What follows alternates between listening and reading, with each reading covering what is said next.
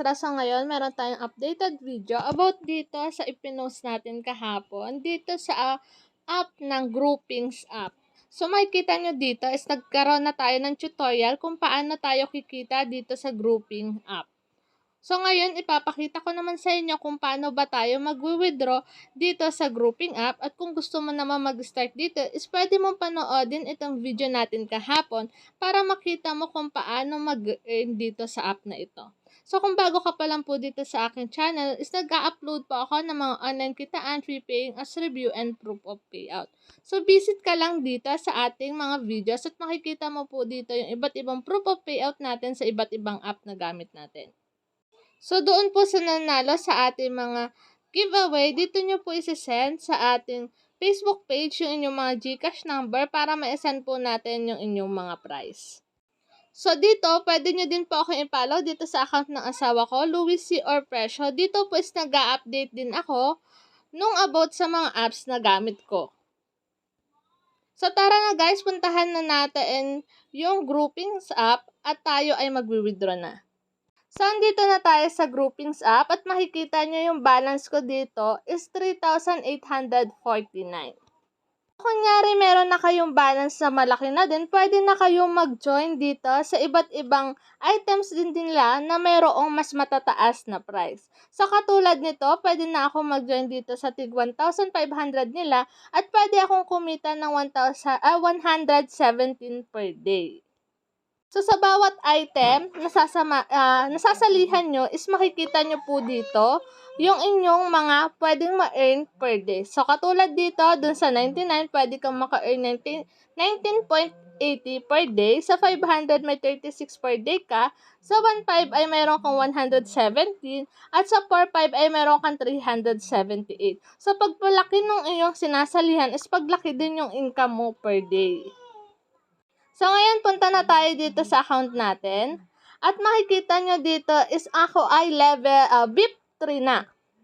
So, pagka mas mataas yung VIP 3 mo, mas malaki yung commission mo dun sa mga invite mo or yung commission mo sa mga referral mo. So, bakit nga ba ako naging VIP 3? So, kahapon is may 300 ako na balance. So, nag-top up ako or nag-recharge ako ng 1.5 para maging VIP 3 ako. So, ang VIP 3 is kailangan ay may 1.8 ka para makonsider ka as VIP 3. So, ano bang kagandahan nitong VIP 3? So, ipapakita ko sa inyo yung mga percentage ng bawat VIP. So, punta tayo dito sa member. At dito makikita mo yung VIP 1, nandito na yung kanilang percentage kung ilan yung makukuha mo sa level 1 member mo hanggang level 3. So makikita nyo is VIP 3 na ako, kaya makukuha ko sa per level ko is sa level 1 may 13% ako, level 2 is may 6% ako, sa level 3 ay may 3% ako. So yun guys, tara na mag-withdraw. Click lang natin tong withdraw na to. Tapos kahapon is pinakita ko na din sa inyo yung video tutorial natin kahapon kung paano ba natin ililink yung ating GCash dito kay Groupings. So ngayon is ilalagay na natin dito yung amount na i-withdraw natin. So magtitira lang tayo dito ng 2,000. So gagamitin ko kasi yon pang join ko ulit dun sa mga items para maka-earn ulit ako. So ang i-withdraw na lang muna natin ngayon ay 1,860. So, dahil meron po tayong service charge or yung fee nila na may 18% po yun ang mababawas sa atin, ang actual receipt lang natin or yung marireceive lang natin is 1,525. So, dito sa bank name natin, i-click lang natin to, tapos i-click lang natin tong GCash. Tapos, click lang natin tong confirm. Tapos, pag nakita mo na yung number mo dito sa GCash, is i-click na natin tong withdrawal.